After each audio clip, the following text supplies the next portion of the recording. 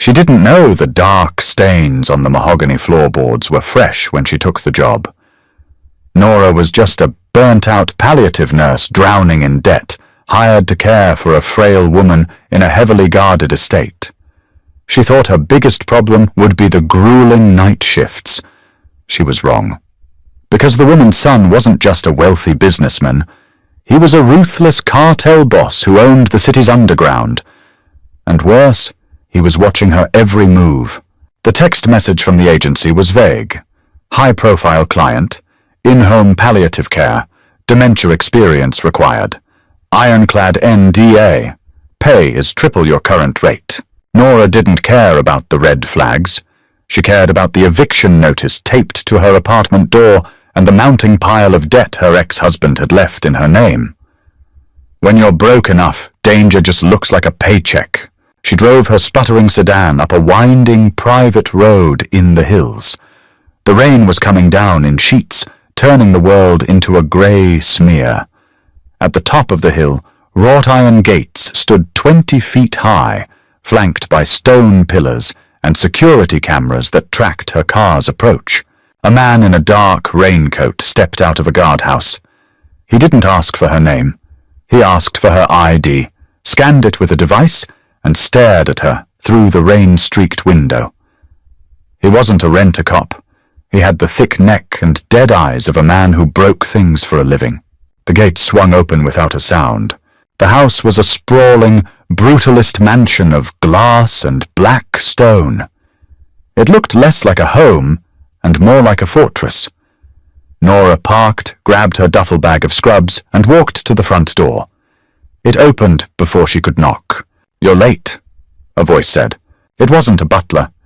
It was a man in his late 30s, leaning against the foyer wall. He wore a charcoal suit that probably cost more than Nora's car, but the tie was pulled loose, and the top 2 buttons of his shirt were undone. He held a crystal glass with 2 fingers. Amber liquid. No ice. The agency said 8 o'clock. Nora said, shaking the water from her umbrella. She didn't apologize. Apologies in her line of work usually meant someone had died. "It's 7:55. He stared at her. His eyes were dark, hollowed out by exhaustion, but sharp. Calculating. He took a sip from his glass, his gaze dragging over her cheap rain jacket, her sensible scuffed clogs, and the dark circles under her own eyes. "Gabriel Gallo," he said, not offering his hand. "Nora. I know who you are, Nora. I know you owe $40,000 in back taxes. I know you got fired from St. Jude's for stealing oxycodone. I didn't steal it." Nora cut in, her voice flat. "A resident misplaced a sheet. I was the charge nurse. I took the fall. If you read the rest of the file you bought, you'd know the board cleared me." Gabriel didn't blink. He just swallowed the rest of his drink. "I don't care if you stole it. I care if you're going to steal from my mother. If you do, I won't call the medical board." He let the threat hang in the cold, cavernous space of the hallway. Nora felt a prickle of genuine fear at the base of her skull, but she pushed it down. She had handled combative patients, screaming relatives, and arrogant surgeons. A rich jerk with a god complex wasn't new. "I'm here to do a job, Mr. Gallo," she said, shifting her bag to her other shoulder. "I administer meds, I monitor vitals, and I keep her comfortable. That's it. Show me the patient." A muscle feathered in his jaw. For a second she thought he might throw her out into the rain. Instead, he turned on his heel. "Follow me." They walked down a long, dimly lit corridor. The house was dead quiet. No hum of a television, no clatter of dishes. Just the sound of Gabriel's leather shoes and Nora's rubber soles on the hardwood. He pushed open double oak doors at the end of the hall. The room inside was a jarring contrast to the rest of the house. It was painted a soft yellow. The air smelled of lavender and sterile rubbing alcohol. A hospital bed sat in the center of the room, flanked by expensive monitoring equipment. In the bed lay a woman who looked no larger than a child. Her white hair was thin, fanned out across the pillow. She was staring at the ceiling, her hands plucking aimlessly at the edge of the cashmere blanket. "Ma," Gabriel said. His voice changed. The coldness evaporated, replaced by a raw, bleeding kind of gentleness that caught Nora off guard. He stepped to the side of the bed and picked up the woman's frail, paper-thin hand. "Ma, look who's here." Rosa Gallo turned her head slowly. Her eyes were cloudy, lost in a time only she could see. "Antonio," she whispered. Gabriel closed his eyes for a fraction of a second. "No, Ma, it's Gabriel. I brought someone to help you out. This is Nora." Nora stepped forward, slipping instantly into her clinical persona. She offered a warm, professional smile. "Hello, Rosa. It's very nice to meet you." Rosa blinked at her, then looked at Gabriel. She has kind eyes, not like the men downstairs. "Tell the men downstairs to stop cleaning their boots in my kitchen." Gabriel swallowed hard. "I'll tell them, Ma." He let go of her hand and stepped back, retreating into the shadows of the room. Nora approached the bed, checked the IV line running into Rosa's arm, and glanced at the medication chart on the bedside table. It was a mess. Whoever had been doing this before her was sloppy. She hasn't had her evening Seroquel, Nora noted, reading the chart. "And this line needs to be flushed. It's starting to infiltrate." Gabriel stood in the corner, arms crossed. "Can you fix it?" "It's what you're paying me for." Nora grabbed a pair of latex gloves from a box on the cart. She snapped them on. "I need you to step outside, Mr. Gallo. Family members usually make this part harder." Gabriel didn't move. "I don't leave my mother alone with strangers." Nora stopped. She looked at him over her shoulder. "Then you're going to stand there and watch me cause her a brief amount of pain while I reset this line. If you interfere, I pack my bag and leave." "Understood." They stared at each other across the sterile expanse of the room. The air was thick, heavy with an unspoken power struggle. Gabriel Gallo wasn't a man who was told what to do. The silence stretched until it felt brittle enough to snap. Finally, Gabriel gave a curt nod. "Just get it done." Nora turned back to Rosa. She spoke softly, explaining what she was doing, even if the older woman didn't fully comprehend. She worked quickly, efficiently. When the needle slid out and the new one went in, Rosa whimpered. Gabriel took a step forward, his hands balling into fists, but Nora shot him a sharp look. He froze. "All done, Rosa," Nora said, securing the tape. "You did great." She stripped off the gloves and tossed them in the biohazard bin. She started making notes on the chart. Gabriel remained in the corner, watching her. He wasn't looking at his mother anymore. He was looking at Nora's hands. "Your shift is 8 p.m. to 8 a.m., he said quietly. "My men will bring you whatever you need. You do not leave this wing of the house. You do not ask questions about who comes and goes. If you see something, you forget it." Nora clicked her pen shut. "I only care about my patient, Mr. Gallo. The rest is none of my business." "Good." He walked to the door. "Keep her alive, Nora, or we're going to have a problem." He shut the door behind him. Nora stood alone in the quiet room with the sleeping woman. She looked down at the mahogany floor near the door. There was a dark, tacky smudge near the baseboard. She knelt down and touched it with a gloved finger. It was rust-colored, copper-scented. "Blood!" Nora wiped her finger on a gauze pad, threw it away, and went to sit in the armchair by the bed. She had a long night ahead of her. A month passed. The rhythm of the Gallo estate was bizarre, terrifying, and profoundly isolating. Nora learned the rules quickly. Rule 1, the men in suits, Jude, Benny, Carmine, were not to be spoken to, though they brought her meals on silver trays. Rule 2, the West Wing was completely off-limits. Rule 3, Gabriel Gallo did not sleep. He was a ghost haunting his own house. Nora would see him at midnight, standing on the terrace in the freezing cold, smoking a cigarette. She would see him at 4 in the morning, sitting in the leather chair in Rosa's room, staring blankly at the wall while his mother slept. He always looked like a man carrying a corpse on his back. Rosa was deteriorating, The dementia was an ugly, relentless thief, stealing pieces of the woman away day by day. Sundowning hit hard. When the sun set, Rosa became agitated, paranoid, and sometimes violent.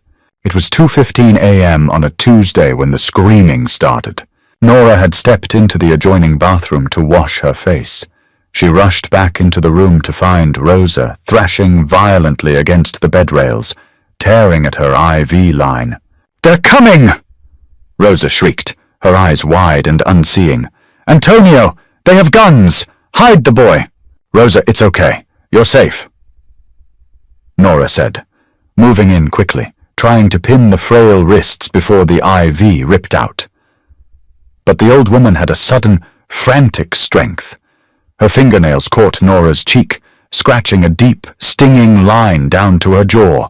The oak doors slammed open. Gabriel burst in, his suit jacket gone, a holstered gun strapped across his chest over a white dress shirt. His eyes were wild. "What happened? What did you do?" he barked, closing the distance in 3 strides. "Nothing! She's having an episode!" Nora grunted, struggling to hold Rosa's arm steady. "Don't yell! You're making it worse!" Gabriel ignored her. He reached for his mother. "Ma, stop! It's Gabriel! You're fine!" "Don't touch him!" Rosa screamed, looking right at Gabriel but seeing a monster. She spat in his face. "Murderer! You took my husband! Murderer!" Gabriel froze. The word struck him like a physical blow.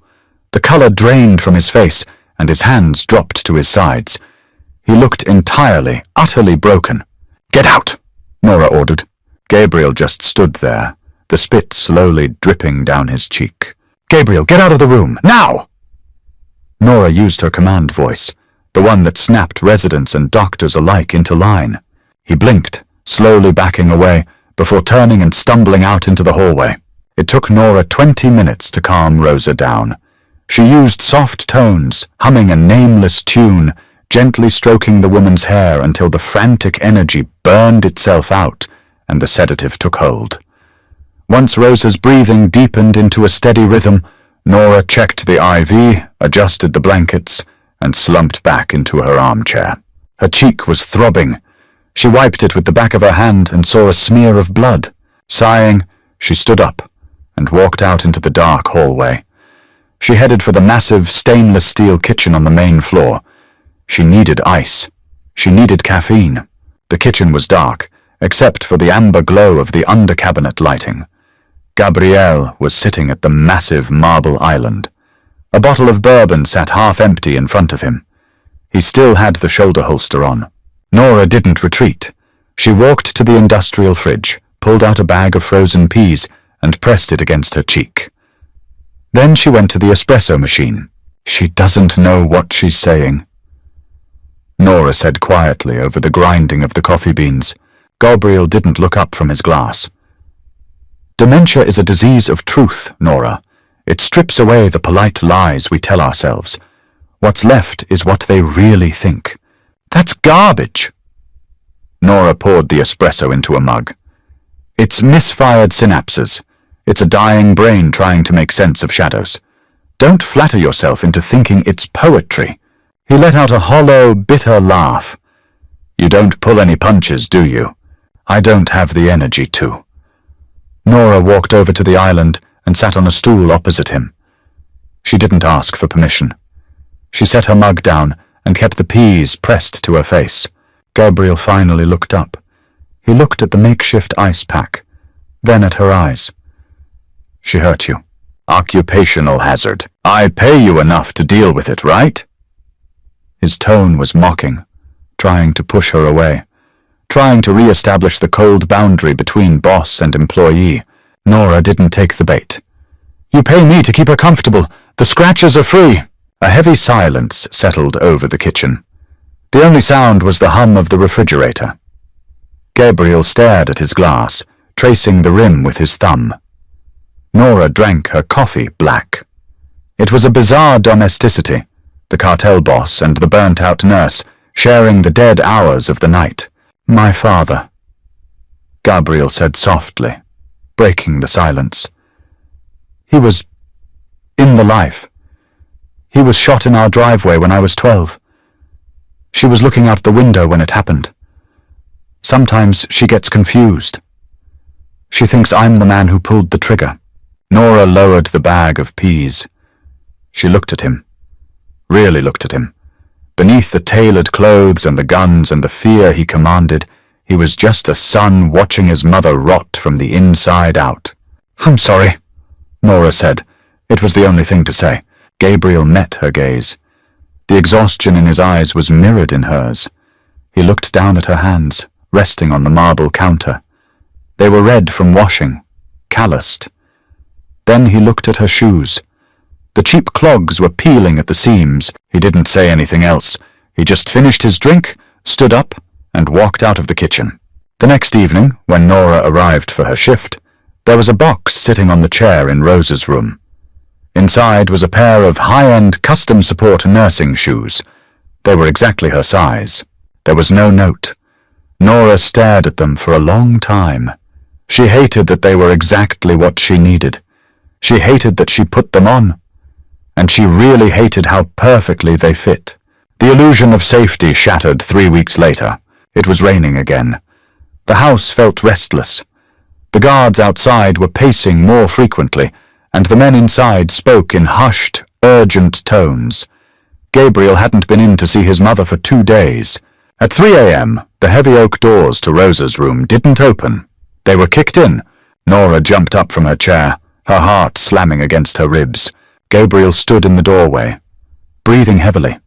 He was physically supporting Jude, the massive guard who usually manned the front gate. Jude's face was ashen, his lips blue. His hands were clamped over his stomach, and dark, thick blood was pouring between his fingers, dripping onto the pristine floorboards. "Clear the table!" Gabriel snarled, his voice tight with panic and adrenaline. Nora didn't ask questions. Training overrode terror. She swept the medication trays and water pitchers off the large exam table in the corner of the room. It crashed to the floor. Rosa, mercifully sedated, didn't even stir. Gabriel hauled Jude over and dropped him onto the table.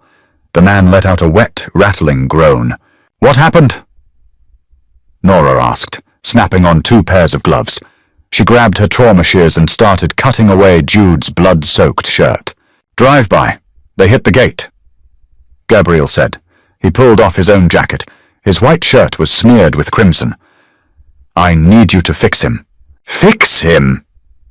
Nora stared at the massive hole in Jude's abdomen. Blood was pulsing out in a steady, terrifying rhythm. "He needs a hospital, Gabriel. He needs a surgeon. It hit an artery." "He can't go to a hospital," Gabriel said, stepping closer. His voice dropped, turning cold and absolute. "If he goes to an ER, the cops get called. If the cops get called, this house gets raided. You fix him." "I'm a nurse, not a trauma surgeon," Nora yelled, pressing a massive stack of gauze into the wound. Jude screamed, his back arching off the table. "I don't have the tools, I don't have blood for a transfusion, and I don't have anesthesia. He is going to die on this table." Gabriel grabbed her by the shoulders. His hands were strong, desperate. "Nora, look at me." She snapped her head up, her eyes wide and terrified. "You are going to stop the bleeding," Gabriel said, his dark eyes boring into hers. "You are going to keep him alive until my private doctor gets here in 40 minutes. Do you understand me?" Nora looked at Jude. His eyes were rolling back. The pulse under her fingers was thready, racing like a terrified bird. She looked back at Gabriel. The sheer gravity of his presence pulled her out of her panic. "Get over here and put pressure on this," Nora ordered. Gabriel immediately moved to her side, pressing his large hands over hers, driving the gauze deep into the wound. "Harder," Nora snapped. "Lean your weight into it." She spun around to her medical cart. She grabbed saline bags, tearing them open with her teeth. She spiked the bags, found a vein in Jude's uninjured arm, and started pushing fluids as fast as they would go, to keep his blood pressure from bottoming out. "He needs to stay awake," Nora said, rushing back to the table. She grabbed clamps from a sterile kit she kept for minor procedures. "Jude, hey, look at me!" Keep your eyes open. Jude blinked, his gaze unfocused. Boss? He mumbled. I'm here, Jude. Gabriel said. His voice was steady, completely devoid of the panic he had shown seconds earlier. He was the boss again. Absolute control. You're not dying today, understand? Nora pushed Gabriel's hands aside and dug into the wound with the clamps. The blood was slick, blinding her. She operated on pure instinct and anatomy recall. She felt the severed edge of a vessel. She clamped it. The geyser of blood slowed to a sluggish weep. Nora let out a ragged breath, her shoulders dropping. I got the bleeder. But he's going into shock. Where the hell is your doctor? 10 minutes, Gabriel said softly. They stood there in the blood-soaked room. Jude passed out, but his breathing was steady. Nora stepped back from the table, peeling off her bloody gloves. Her hands were shaking violently now that the adrenaline was crashing. She walked over to the small sink in the corner and turned on the hot water. She scrubbed her hands with industrial soap, watching the pink foam spiral down the drain. Gabriel walked up behind her. He didn't say anything. He just reached out, turned on the cold water beside her hot, and started washing his own hands in the same sink. Their shoulders brushed. He smelled like gunpowder, copper, and expensive cologne. Your hands didn't shake, Gabriel said quietly, his voice a low rumble over the sound of the running water. Not until it was over. Hazard pay, Nora said, her voice hoarse. I want double hazard pay for this. Gabriel let out a sound that was half laugh, half sigh. He reached for a towel and handed it to her. As she took it, his fingers brushed hers. They lingered. The touch was entirely intentional. You can have whatever you want, Nora, he said, looking down at her. The exhaustion was gone from his eyes, replaced by something much sharper and much more dangerous. Anything. Nora looked up at him. She knew she should look away. She knew she should grab her bag, walk out the front door, and never come back to this house of blood and ghosts. But she didn't. She couldn't. Because for the first time in years, someone was looking at her like she mattered, even if he was a monster. Dr. Wyatt did not ask for a patient history. He arrived 38 minutes after the call, carrying a black leather bag that looked heavy enough to contain bowling balls. He was a man in his 60s with an immaculate silver beard and a grey tailored suit. He walked into Rosa's bedroom, stepped over the shattered glass of the fallen medication tray, and looked at Jude, bleeding out on the exam table. Then he looked at Nora. You clamped the hepatic artery? Wyatt asked, his voice entirely devoid of inflection. I couldn't tell you what it was, Nora said, stepping back so he could take over. Her scrubs were ruined. The copper stench of blood hung heavy in the air, masking the lavender. I just found the pulsing and shut it off. Wyatt grunted. He opened his bag. It was a portable trauma bay. You saved his life. I'll take it from here. Go wash up. Nora didn't argue. She walked to the bathroom, stripped off her scrubs, and threw them directly into the trash can. She stood under the scalding spray of the shower, watching the water turn pink, then clear, circling the drain. Her hands had finally stopped shaking, but her chest felt hollowed out, scraped clean by the adrenaline. When she stepped back out into the bedroom, wearing a spare set of scrubs she always kept in her locker, Jude was gone. The table had been wiped down with industrial bleach. Dr. Wyatt was nowhere to be seen. Only Gabriel remained. He was sitting in the armchair by his mother's bed. He had changed his shirt, a fresh, crisp white button-down. But the holster was still there. Jude? Nora asked, her voice raspy. Guest bedroom, Gabriel said, staring at his sleeping mother. Wyatt brought a nurse. He's stable. He'll live. Good. Nora started picking up the fallen medication bottles.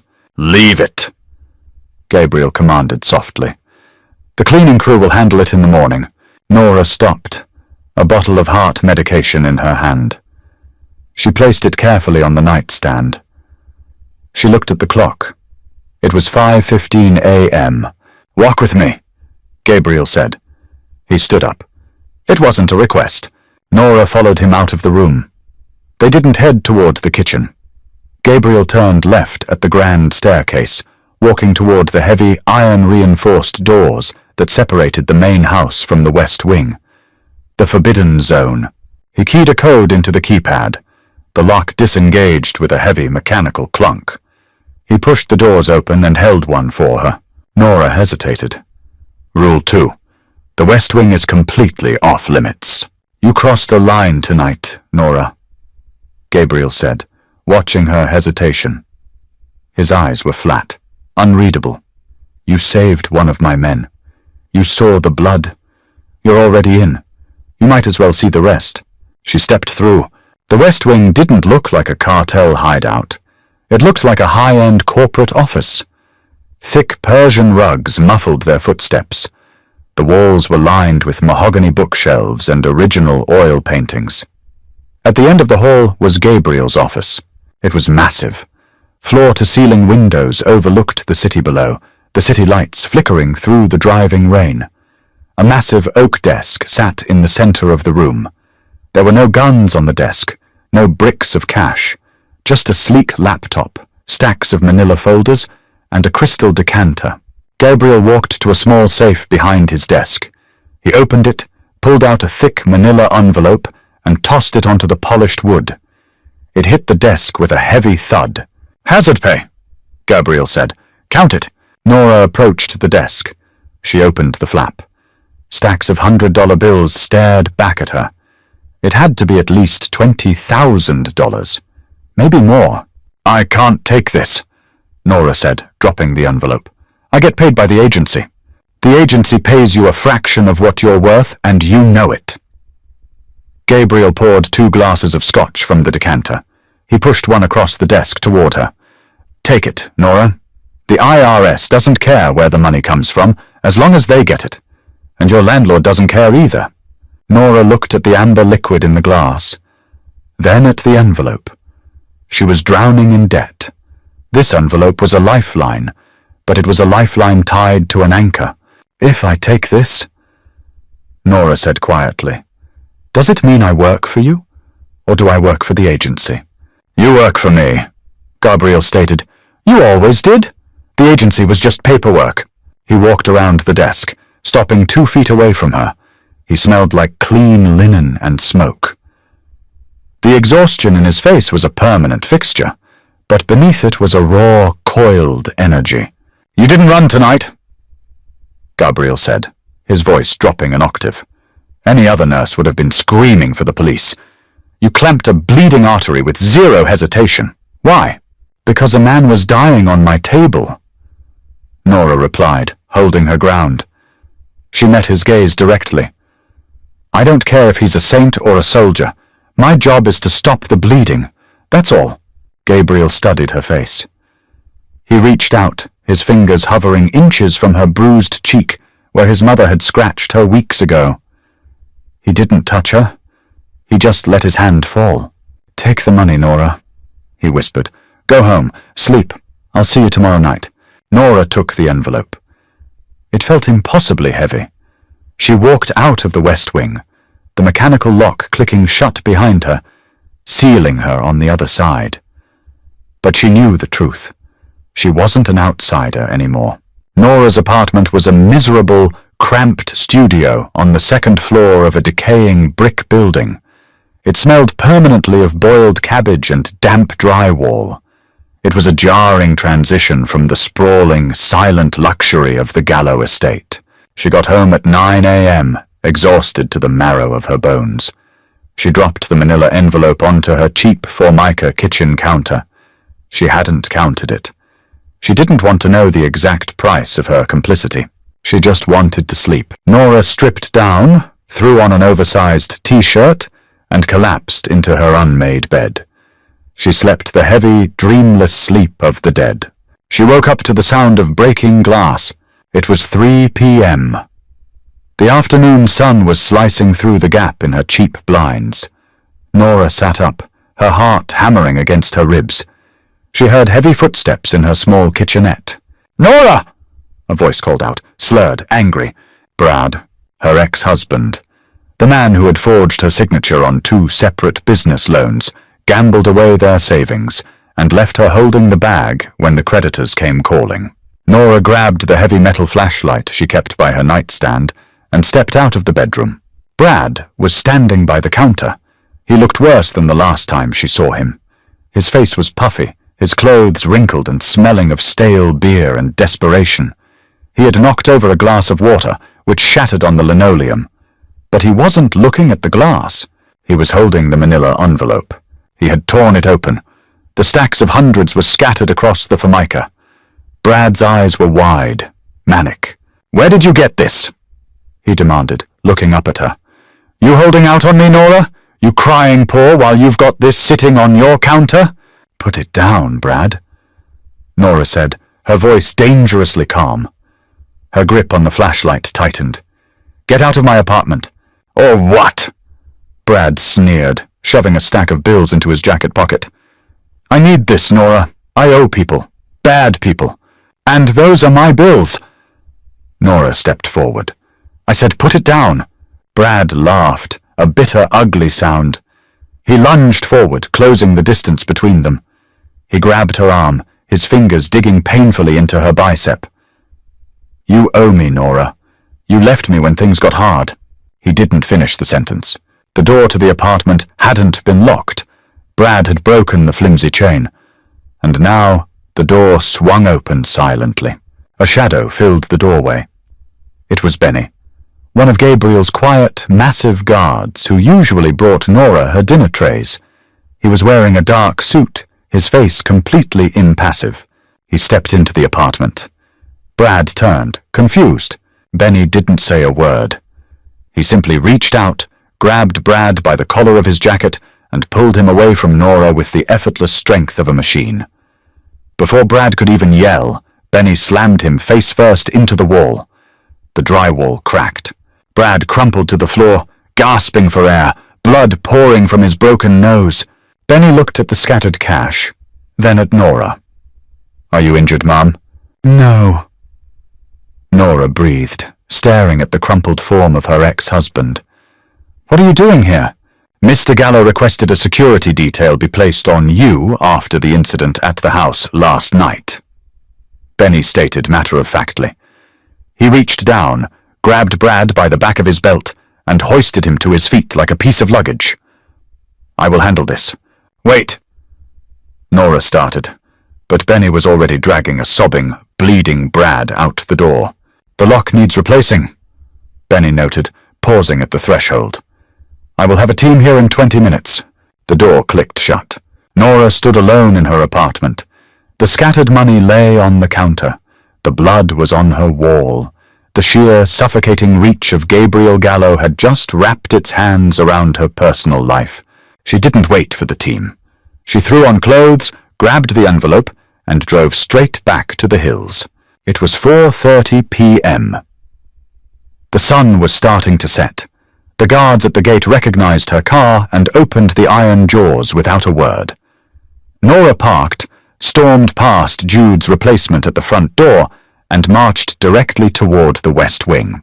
She punched in the code she had memorized from the night before. 4927.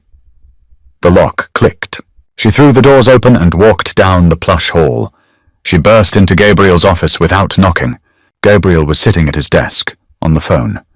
He looked up, mildly surprised, then spoke quietly into the receiver. "I'll call you back." He hung up.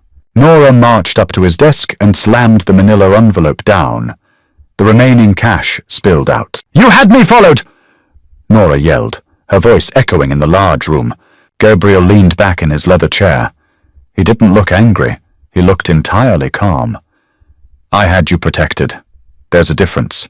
I am not your property, Gabriel. I am your employee." Nora was shaking, the anger boiling over, mixing with the lingering adrenaline from the break-in. "You don't get to send your thugs into my home. You don't get to handle my problems. Your problem was stealing from you and bruising your arm," Gabriel said. His eyes flicked to her bicep. Nora looked down. There were already dark, purple finger marks blooming on her skin. Gabriel stood up. The calm vanished, replaced by a cold, terrifying intensity. He walked around the desk and stood in front of her. "You work for me, Nora. That means you are under my protection," Gabriel said, his voice a low rumble. "That man has $200,000 in gambling debts with a crew out of Southside. If they came looking for him, they would have found you." Nora stared at him. The wind knocked out of her sails. "What? I bought his debt this morning," Gabriel stated. "He doesn't owe them anymore. He owes me, which means he will never ever come within 100 yards of you again." Nora felt the floor tilt beneath her. The sheer scale of what he had done, the casual way he deployed his power to rewrite her reality, was staggering. "Why?" Nora whispered. "Why would you do that?" Gabriel looked down at her. The harsh lines of his face softened just a fraction. "Because you're the only person in my life who isn't afraid to tell me when I'm wrong, and because you keep my mother breathing. I protect what matters to me." He reached out, his thumb gently brushing over the bruising on her arm. His touch was jarringly soft. "Go home, Nora. Your new locks are installed by now. I'll see you at 8. Nora left the money on the desk. She walked out of the office, her chest tight, realizing with terrifying clarity that the iron gates of the estate hadn't just locked the danger out. They had locked her in, and she wasn't sure she wanted to leave. Rosa's decline was steep and sudden. 2 weeks after the drive-by, the brief periods of lucidity vanished entirely. They were replaced by a profound, hollow silence. She stopped eating. The IV fluids were the only things keeping her organs functioning. The scent of lavender in her room was slowly being replaced by the distinct metallic scent of a body shutting down. Nora knew the signs. She had walked this path 100 times with 100 different families, but she had never walked it with Gabriel Gallo. It was 2 a.m. on a Thursday. The house was dead quiet. A heavy fog had rolled in from the coast, pressing against the glass windows of the mansion like a physical weight. Nora was adjusting Rosa's blankets when Gabriel walked in. He looked terrible. The tailored suits were gone. He wore sweatpants and a plain black t-shirt. He hadn't shaved in days. The cartel boss was gone. Only the grieving son remained. He pulled the leather chair up to the side of the bed and sat down heavily. He reached out and took his mother's hand. "Ma?" he whispered. Rosa didn't move. Her breathing was shallow, a faint rattling sound accompanying each exhale. Gabriel dropped his head, resting his forehead against the mattress. His shoulders shook just once. A silent, violent tremor. Nora stood by the medical cart, watching him. Her professional boundary, the invisible wall she built between herself and the families of the dying, was crumbling. "Her vitals are dropping, Gabriel," Nora said softly, breaking the silence. "Her blood pressure is 70/40. It won't be long." Gabriel didn't look up. "How long?" "Days. Maybe hours. It's impossible to tell, but she isn't in pain." Gabriel slowly lifted his head. He looked at his mother's frail, sunken face. Then he looked at Nora. His eyes were red-rimmed, stripped of all their usual armor. "I built all this." Gabriel gestured vaguely to the opulent room, the fortress outside. "I killed men. I bought politicians. I built an empire so she would never have to be afraid again. So no one could ever hurt her like they hurt my father." He let out a broken laugh. "And I can't do a damn thing about this. I have all the power in the world, and I can't buy her one more day." Nora walked around the bed. She didn't offer empty platitudes. She didn't tell him it was God's plan, or that his mother was going to a better place. She gave him the only thing that actually mattered in the dark. The truth. "No, you can't," Nora said, standing beside his chair. "Power doesn't matter here. Money doesn't matter. The only thing that matters is that you're here, that she isn't alone." Gabriel stood up. The sudden movement was jarring. He turned to face Nora.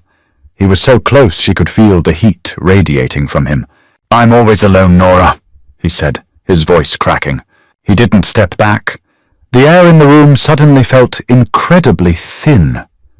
Nora looked up into his eyes, seeing the raw, bleeding grief, the crushing isolation of a man who lived his life surrounded by people he paid to be there. Nora reached up. She didn't overthink it. She didn't weigh the consequences or remember the rules. She placed her hand flat against his chest, right over his heart. It was beating frantically, like a trapped animal. Gabriel inhaled sharply. He looked down at her hand, then back up to her face. "You're not alone tonight," Nora whispered. Gabriel moved before she could take another breath. His hands came up, framing her face. His palms were rough, calloused, but his touch was desperate, almost reverent. He leaned down and kissed her. It wasn't a gentle, romantic kiss. It was a collision. It tasted like grief and scotch and absolute desperation. It was the kiss of a man who was drowning and had finally found a piece of driftwood. Nora didn't pull away. She leaned into it, her hands sliding up to grip his shoulders, anchoring him to the ground. The cynicism, the professionalism, the fear, it all burned away in the space of a single heartbeat. He backed her against the wall near the door, out of the dim light of the bedside lamp. His mouth moved from her lips to her jaw, trailing down her neck. His breathing was ragged, his hands gripping her waist as if she were the only real thing in the room. "Nora," he breathed against her skin, a confession and a plea wrapped into one word. "I'm here," she answered, her hands buried in his dark hair. They stood there in the shadows, clinging to each other while the fog pressed against the windows and the empire outside faded into nothing. The cartel, the debt, the blood on the floorboards, none of it mattered. For a few stolen minutes in the dark, they were just two broken people trying to put the pieces back together. But as Gabriel kissed her again, deeper this time, a quiet, rattling sigh came from the bed. Then absolute silence. Nora froze. She gently pushed Gabriel back. The grief in his eyes was instantly replaced by a stark, terrifying realization. Nora walked over to the bed. She picked up Rosa's wrist, pressing 2 fingers to the translucent skin.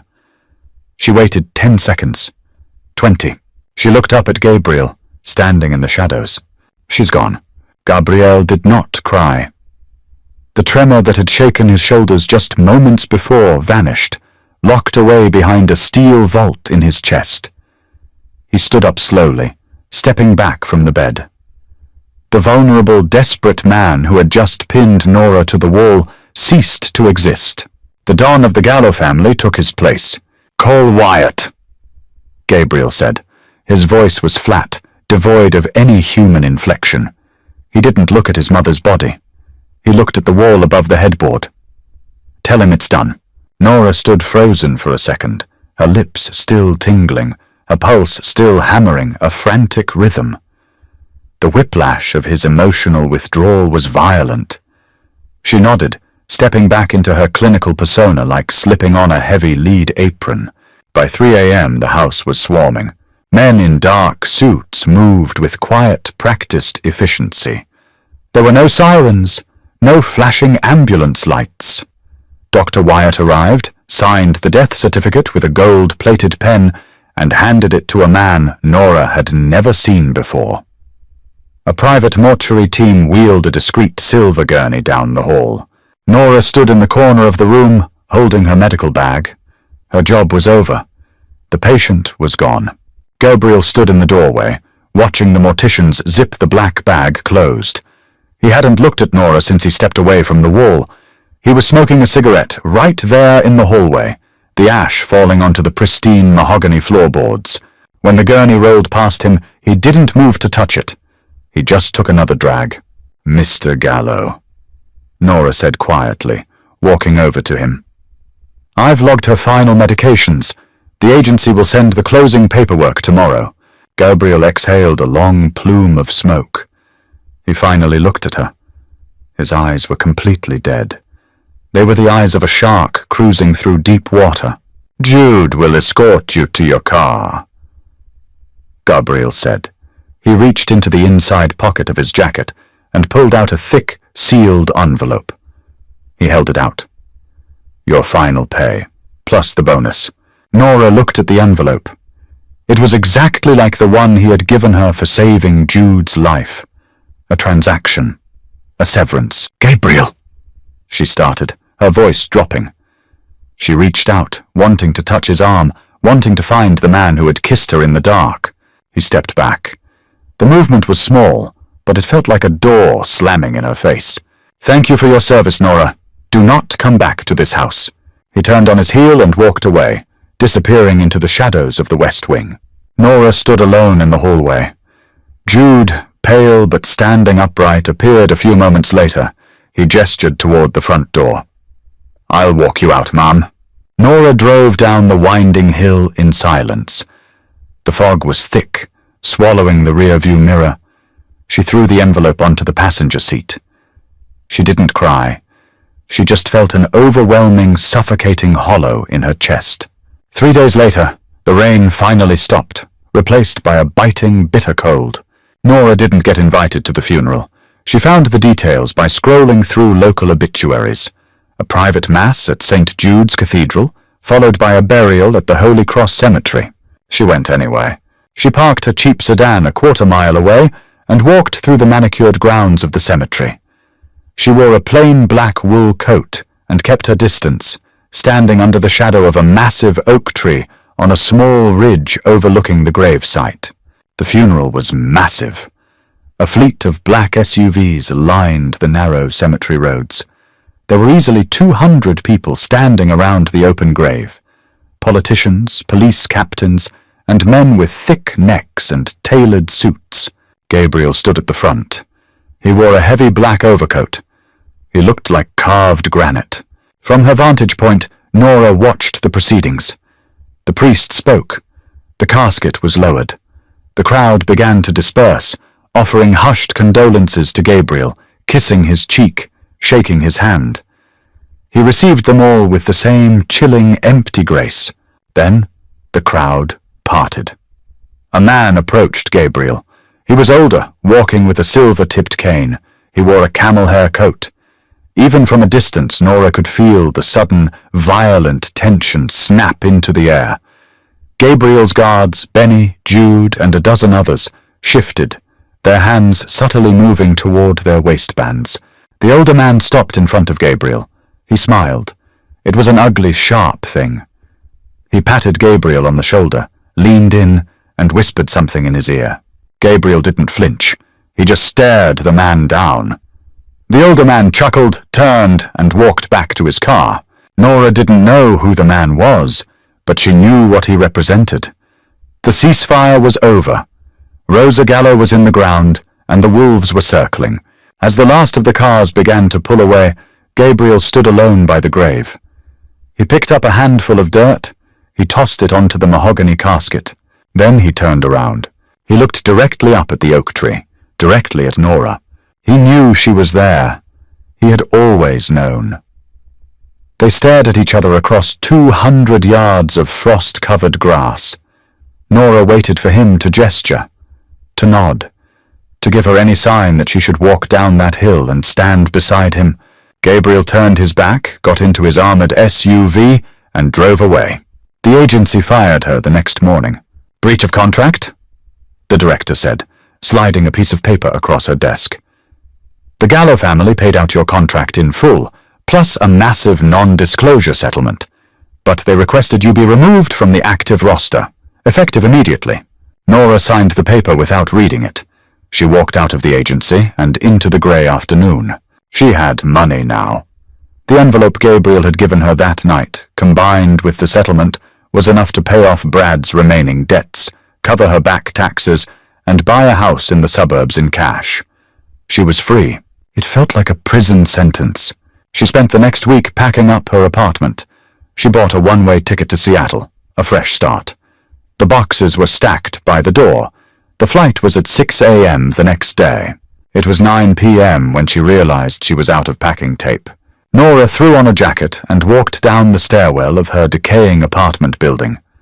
The streetlights outside were flickering, casting long, jaundiced shadows across the wet pavement. The corner bodega was only 2 blocks away. She made it exactly 1 block. A black panel van slid to a stop at the curb, its tires hissing against the wet asphalt. The side door slid open before the vehicle even fully stopped. 2 men jumped out. They didn't wear suits. They wore dark hoodies, jeans, and heavy boots. Nora's instincts flared. She didn't scream. She pivoted, digging her boots into the pavement, and bolted toward the alleyway to her left. She was fast, but they were prepared. A 3rd man stepped out from the shadows of the alley, blocking her path. He grabbed her by the front of her jacket. "Easy, nurse," he grunted, slamming her backward into the brick wall of the building. The breath left her lungs in a violent rush. Nora didn't panic. Her mind went clinically cold, the same way it did when a patient crashed. She looked at the man holding her. He had a jagged scar running up the side of his neck. She drove her knee upward, aiming for his groin.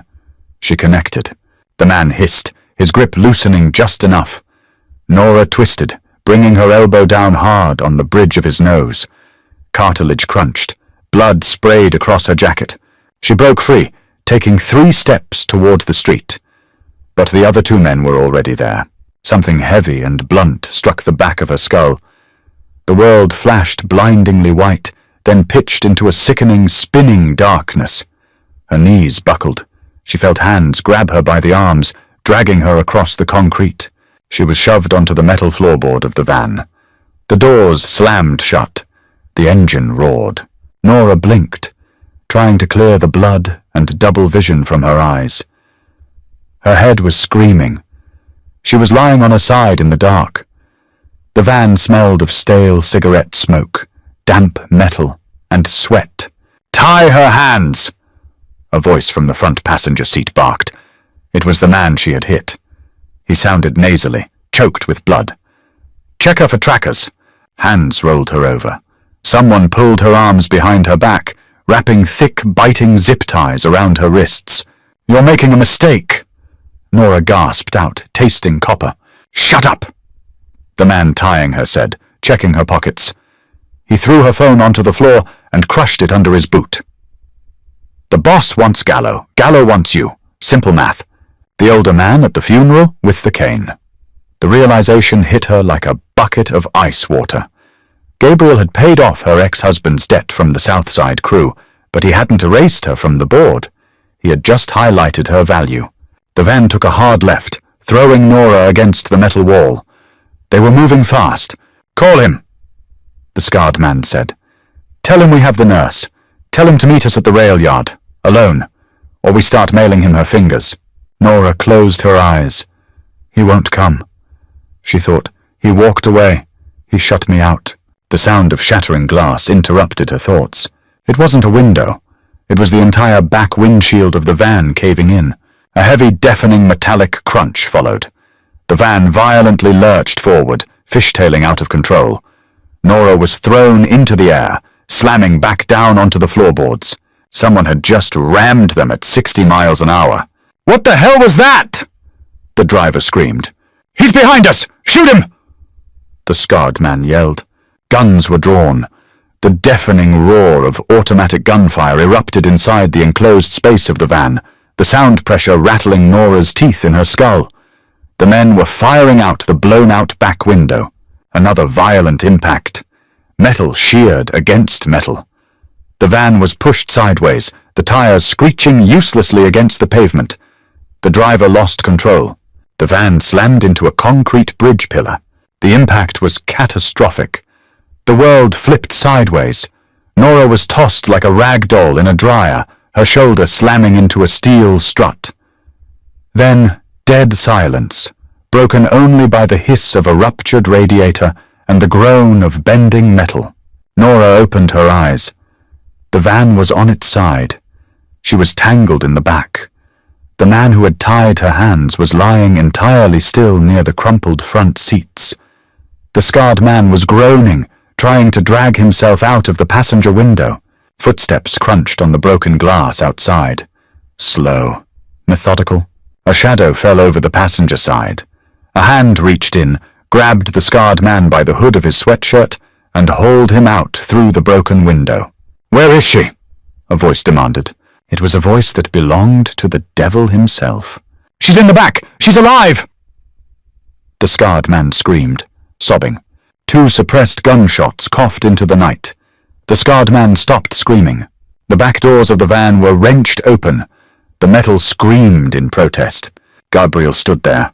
He wasn't wearing a suit. He was wearing tactical gear, a black plate carrier over a dark sweater. He had a suppressed pistol in his right hand. His face was splattered with blood that wasn't his own. His eyes were wide, feral, and utterly terrifying. He saw Nora lying on the floorboard. He dropped the gun. It hit the pavement with a clatter. He crawled into the wreckage, uncaring of the jagged glass ripping at his clothes. He reached her, grabbing her shoulders, pulling her up against his chest. "Nora! Nora, look at me!" he commanded, his voice shaking violently. She blinked up at him. She couldn't feel her hands. Her head was bleeding, but she saw his face. The armor was gone. The dawn was gone. It was just Gabriel, and he was terrified. He pulled a knife from his belt and sliced through the zip ties on her wrists. He ran his hands over her arms, her neck, checking for bullet holes. "I'm okay," she whispered, her voice raspy. "I'm okay." He let out a ragged, broken sound. He pulled her flush against his chest, burying his face in her neck, holding her so tightly she could barely breathe. "I thought I lost you," he breathed against her skin. "I thought they got you." "You told me not to come back," Nora said, leaning her heavy head against his shoulder. "I lied," Gabriel whispered. He scooped her up in his arms, carrying her out of the wrecked van and into the freezing night air. "I've been parked outside your apartment every night since she died. I just couldn't let you see me." He carried her toward a massive, dented black SUV parked sideways across the street. Benny was standing by the driver's side, holding an assault rifle, scanning the empty street. Gabriel put her in the passenger seat. He didn't let go of her hand. The safe house was a windowless, concrete basement beneath a warehouse on the docks. It was cold, smelling of salt water and old dust. Nora sat on a metal folding chair under a harsh fluorescent bulb. She had a butterfly bandage over the cut on her hairline and a massive bruise blossoming on her cheekbone. Gabriel sat on a crate opposite her. He had taken off the tactical vest. His black sweater was torn at the shoulder, revealing a nasty, jagged gash from the van's shattered windshield. He was bleeding sluggishly, but he refused to let her look at it until he was sure she didn't have a concussion. "I'm fine, Gabriel," Nora said for the 4th time. She reached into the first aid kit Benny had brought them. She pulled out a needle, thread, and a bottle of iodine. "Take the sweater off." Gabriel stared at her. He slowly pulled the sweater over his head, wincing as the fabric pulled against the wound. His chest was covered in old scars, knife wounds, burn marks, the roadmap of a violent life. Nora stood up, moved between his knees, and started cleaning the cut on his shoulder with an iodine-soaked gauze pad. He hissed at the sting, his hands gripping her hips to steady himself. "The man with the cane," Nora said quietly, threading the needle. "Who is he?" "Sal Marcano," Gabriel said, looking at her collarbone. "He runs the ports. He thought with my mother gone, I'd be distracted. Weak. He thought he could leverage you to get me to hand over the distribution lines. Leverage me?" Nora paused, the needle hovering over his skin. "How did he know about me?" "Because you're the only civilian I've ever brought into my house," Gabriel said. He finally looked up into her eyes. "Because when I walked away from her grave, I looked at you instead of him. They see everything, Nora. They saw a crack in the armor." Nora pushed the needle through his skin. He didn't flinch. She pulled the suture tight.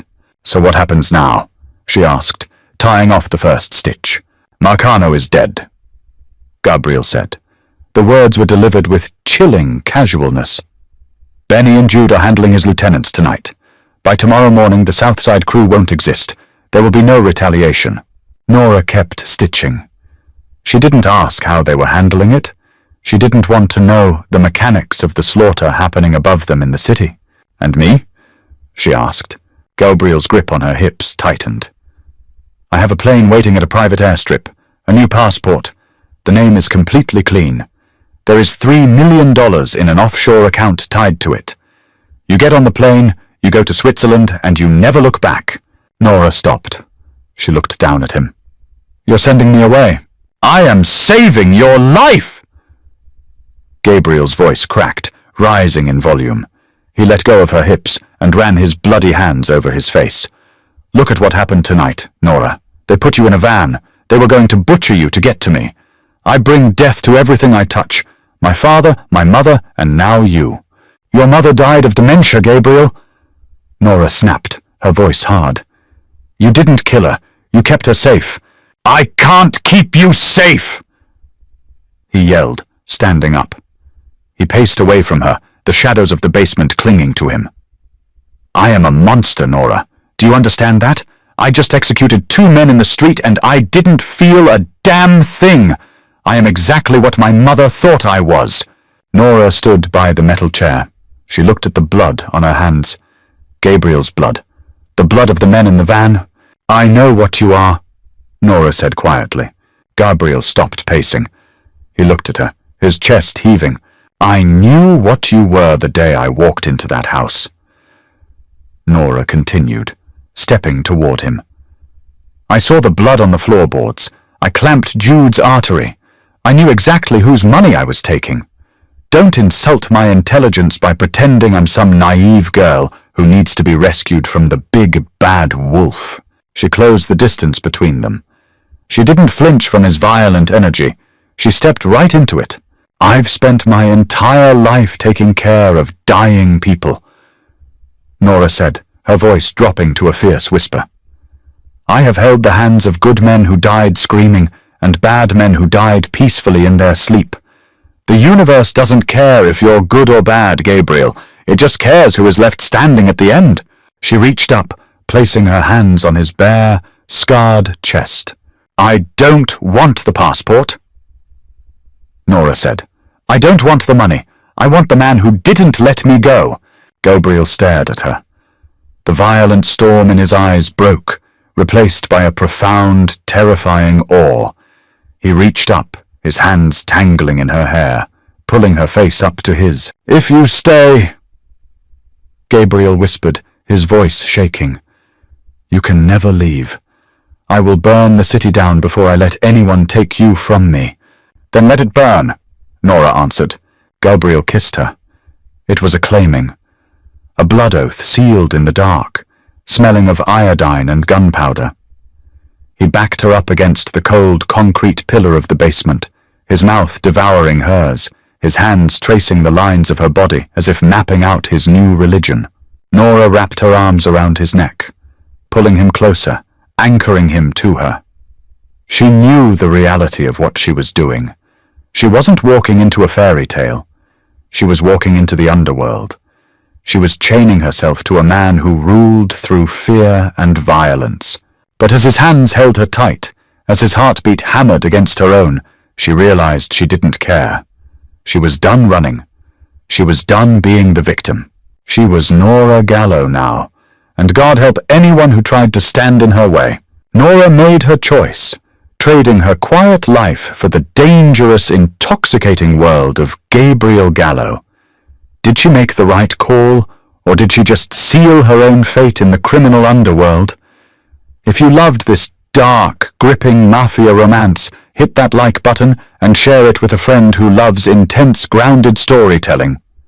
What do you think happens next now that Nora is fully in the life? Drop a comment down below with your thoughts. And don't forget to subscribe to the channel for more original, thrilling audio stories. See you in the next one.